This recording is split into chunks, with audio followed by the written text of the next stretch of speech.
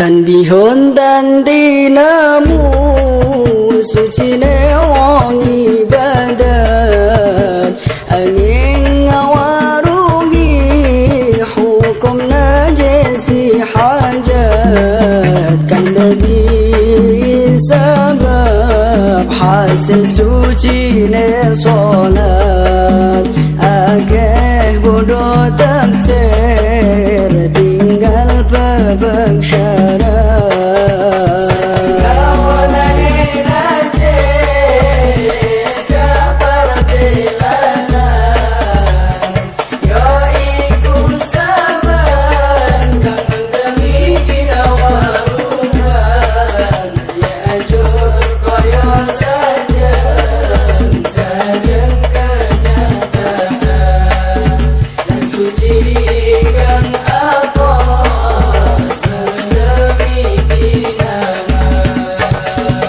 Lan warnane maling getih najis dinamune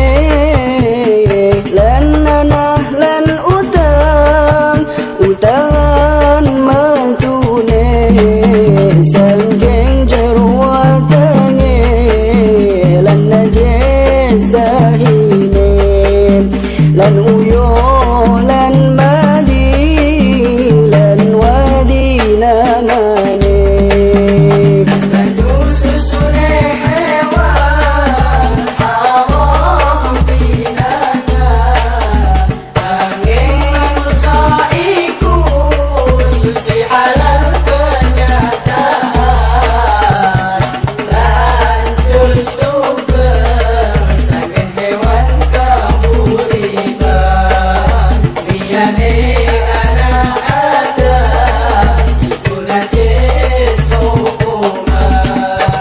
angin ngulune hewan halal gedagingane iku suci engu hukuman ngulune utawi sege hewan suci hukumane angin asulan jalan lan kang matune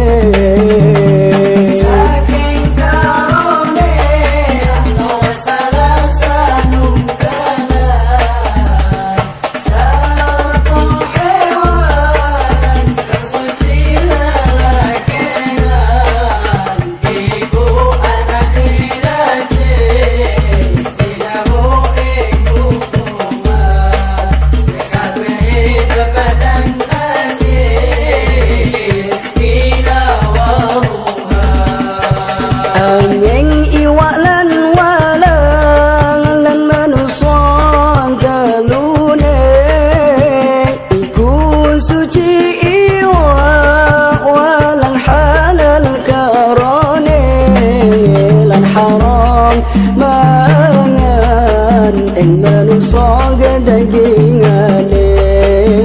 utawi sakeh mani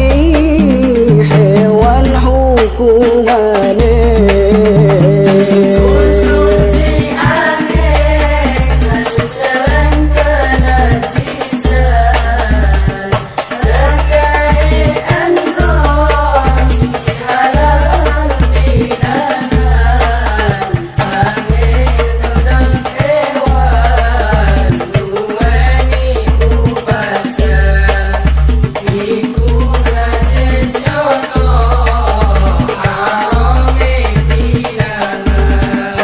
Masuke ing sawiji wiji dinamune kena najis iku sepisan kecukupane sause bawase sarang coro bayune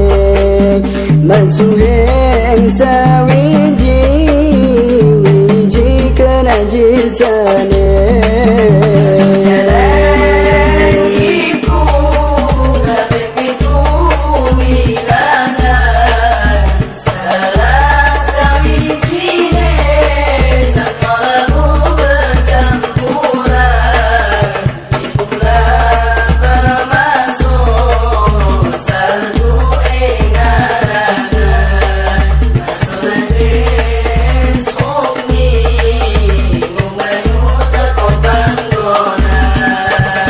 Tapi sekian solat kewajiban iku lima waktu kang dia duhur nyatane awite waktune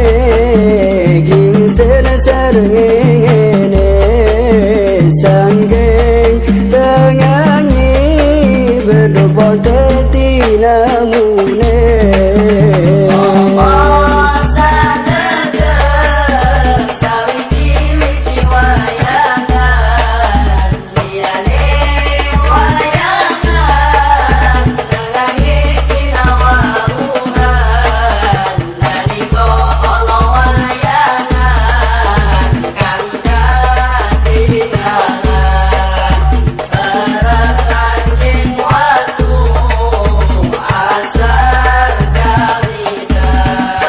Kapindo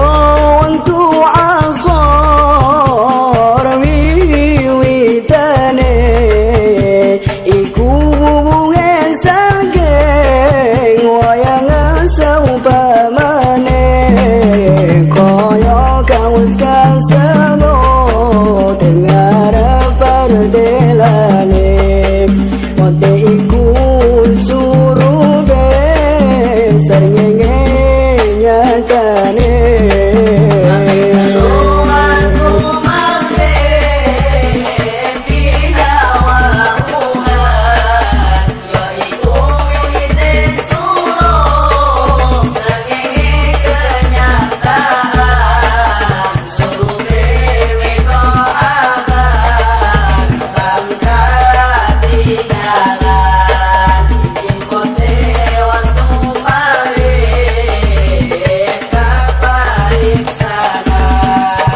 Pengebat waktu Aisyah nomoti namune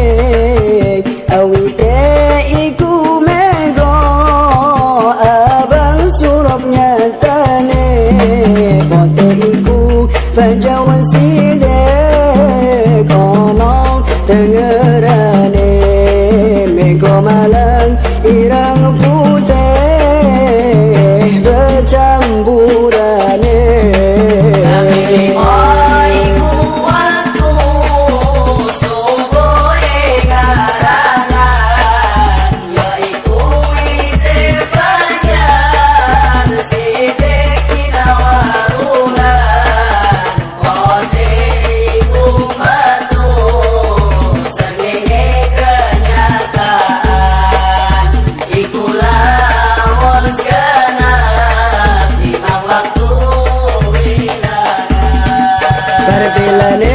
Salat duhur petang rakaat asar petang rakaat wajib salat telung rakaat maghrib panggerane syariat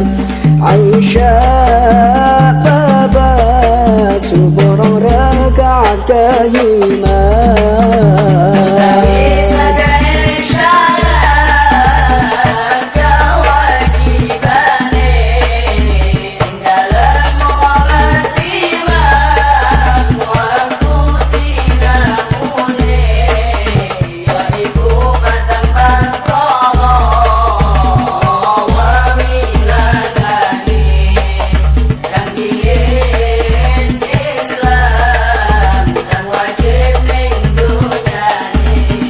Kabir asli tetapi sineng soneng akhirat tinggalin si kafir kewajiban salat kapindo balik orang wajib dihajat ingatan sedare orang dari maksudnya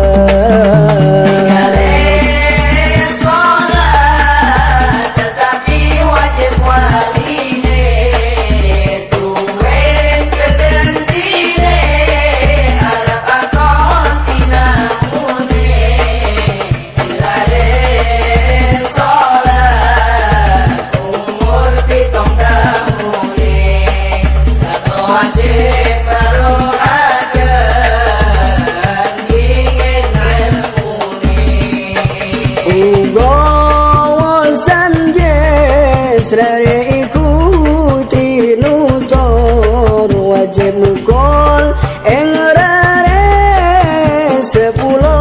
tahun umur tilar solan pinukol uga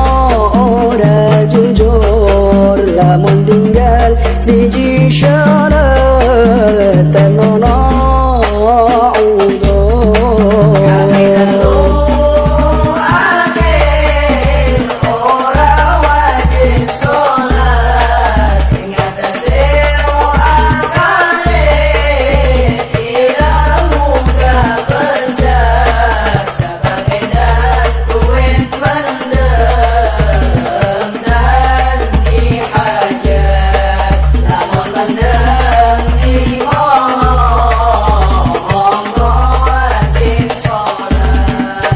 Koyo wajib solat wong murtad anane kaping epat tanhan nifas wilada sepine ora wajib solat wong hal kaudurane lan wong nifas wilada sama hukumane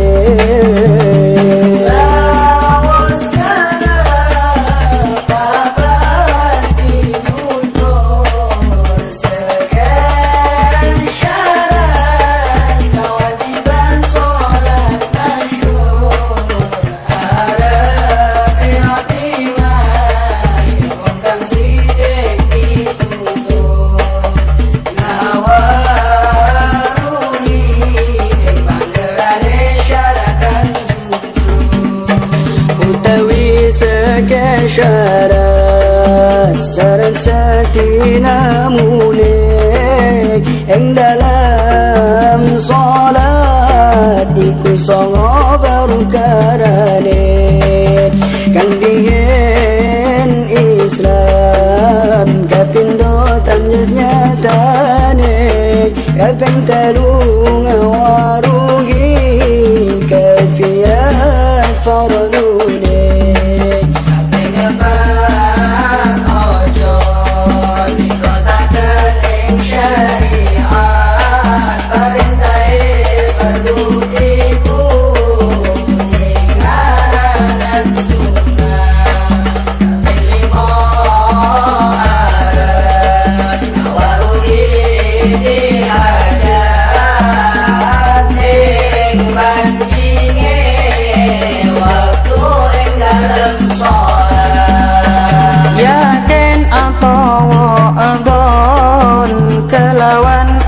Panggaran pengenam warnane ngurat katutupan ngurate wong lanang lan aman pinukunan iku antarane budale onjo ketinggalan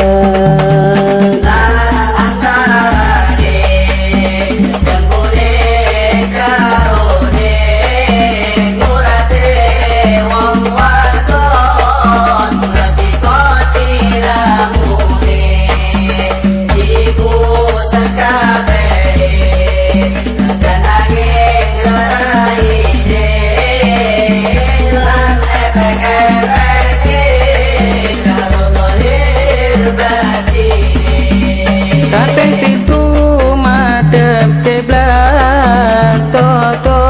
ketujunan ing ngene kabayangken berkat tinggalan lawane ati lawan adilah kesertanan ing atase wong salat adoh panggoda saking kabanun mustahil bimuani ing atase wonten ali mujtahid nyatani kaping 8 arep ana suci badane saking hadas gede lan cilik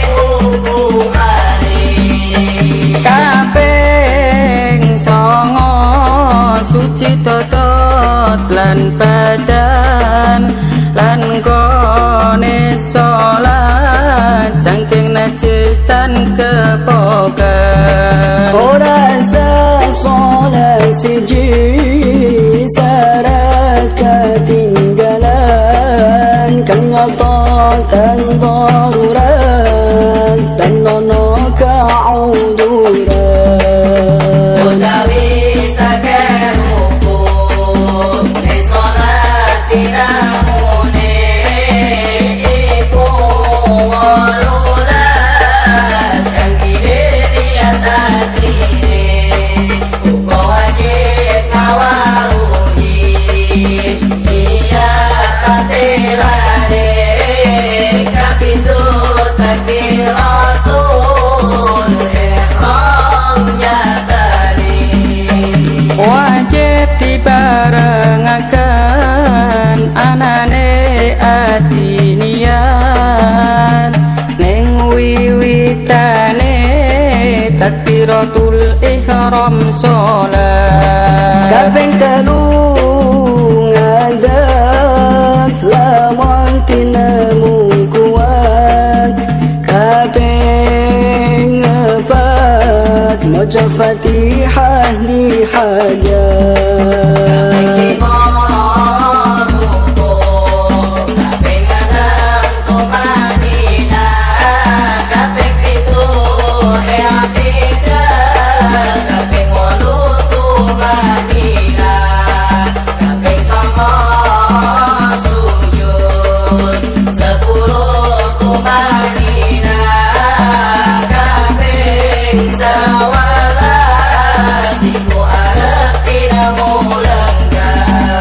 Antarane sujud loro kinawaruhan, kaping rolas tumakninah meneng badan. Kaping telulas lungguh tahiyat wa kasan, kaping 14 tahiyat wa wajana. Kaping 15 sholawat tinamune atas kanjeng Nabi tahiyat akhir qori. Kaping 16 urut artine, kaping 17 nuli rukun qasir qori. Kaping 18 maca salam kewajiban, kang awal salam kapindo kasunatan. Iku laos genep 18 wilangan, noleh wes salam iku sunat kelakuan. Rukune sholat 18 wilangane iku dibagi dalam duman dinamune kang dien bangsa ati panggonane yo iku sawiji berapa niat atine. Kapindo iku bangsa lesan tinutur yo iku lelima takbiratul ihram jujur. Fatihah tahiyat solawat bercampur, maca salam sampurnane sholat milahur. Kaping telu bangsa ngadeg rolas rukunan, ngadeg rukun tumanina i'tidalan, tumanina sujud, tumanina lenggahan, antara sujud roro tumanina lenggahan.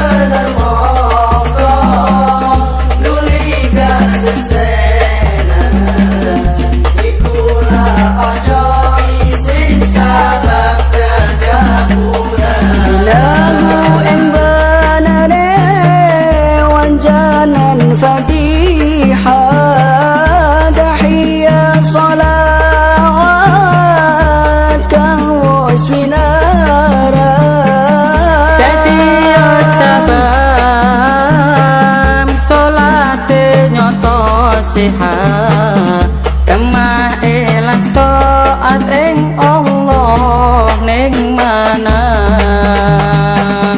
Iku benar wong salat berbagi syarat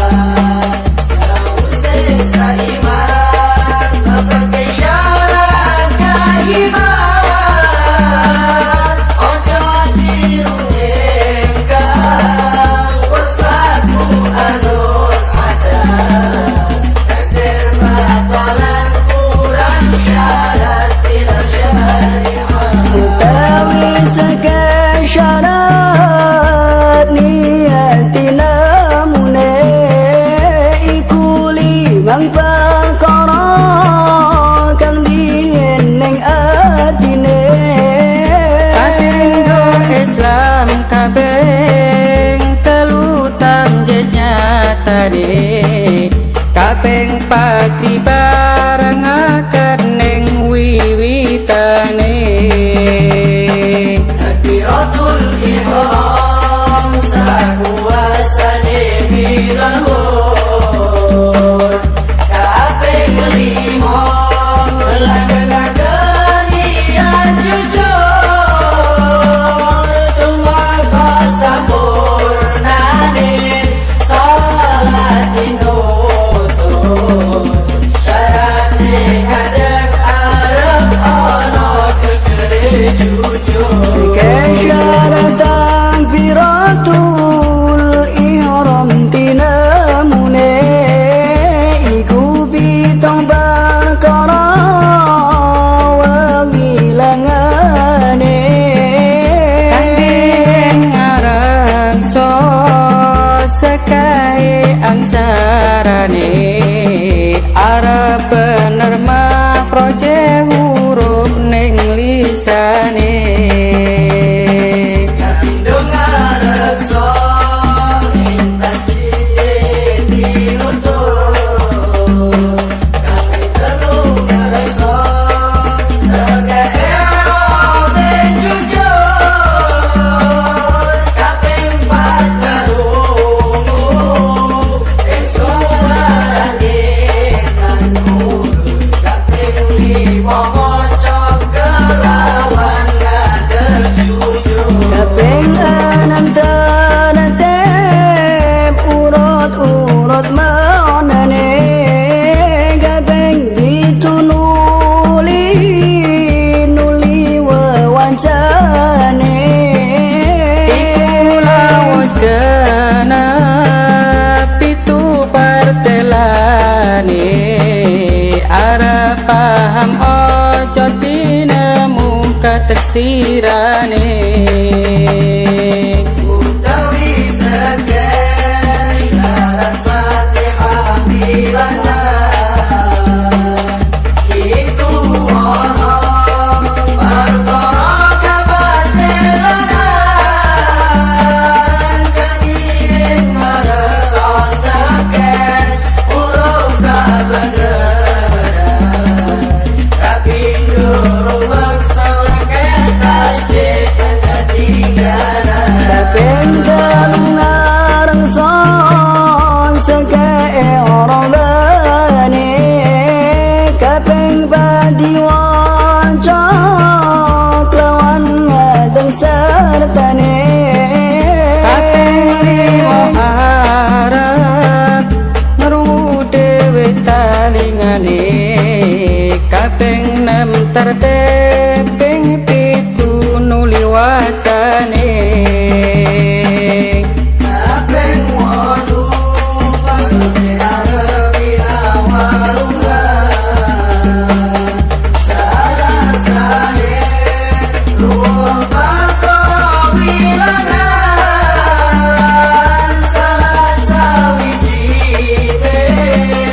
merkungkung kebenaran Teko epek-epek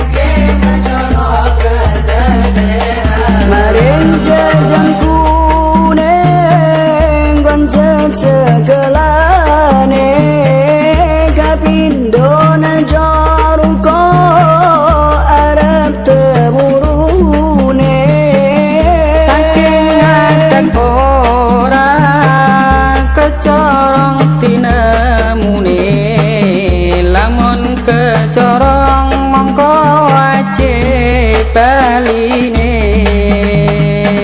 utawi syarat sakit tidak kaito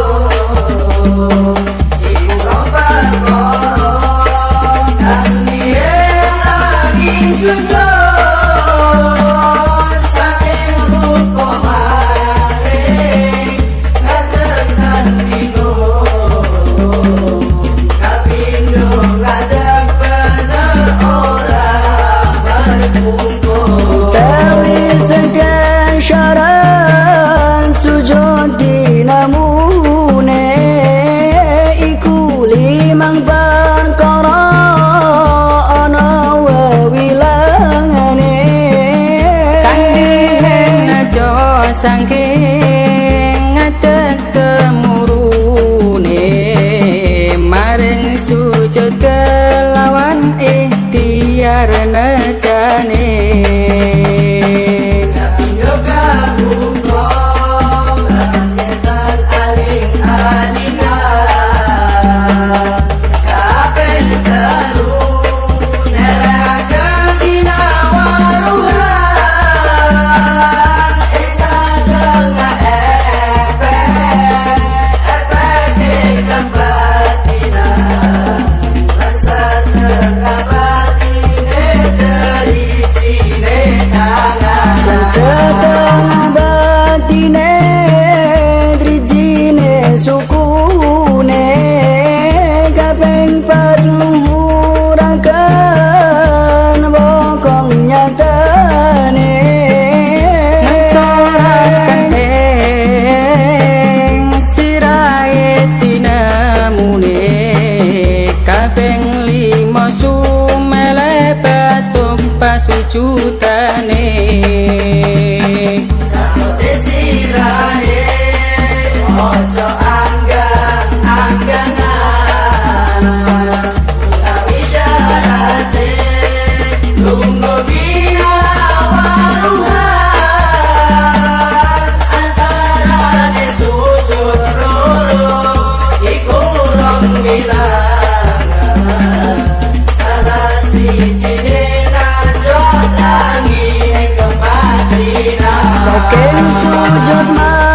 maring lungguh barane kabindo arabanan patrap lungguhane Ojo merbungkung kegawir tinamune syarat sae lungguh tahiyat akhir anane yo iku kaya syarat luwes kamar telana antarane sujud loro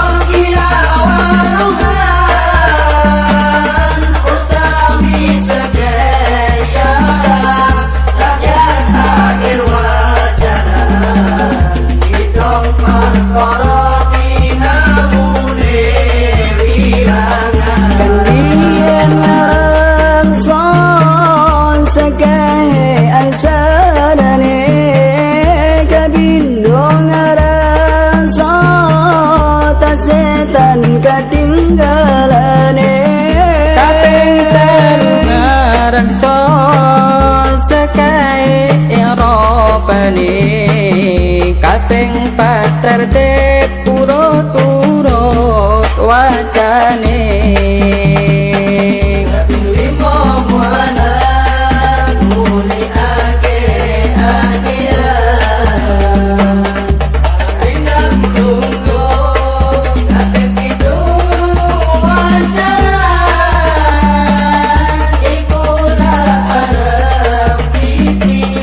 syarat keberberkan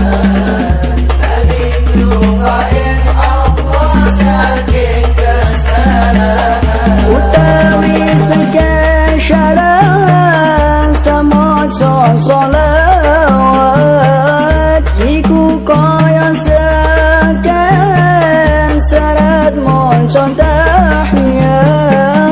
tahiyat lan sholawat kang akhir kaiman awal ingkang sunat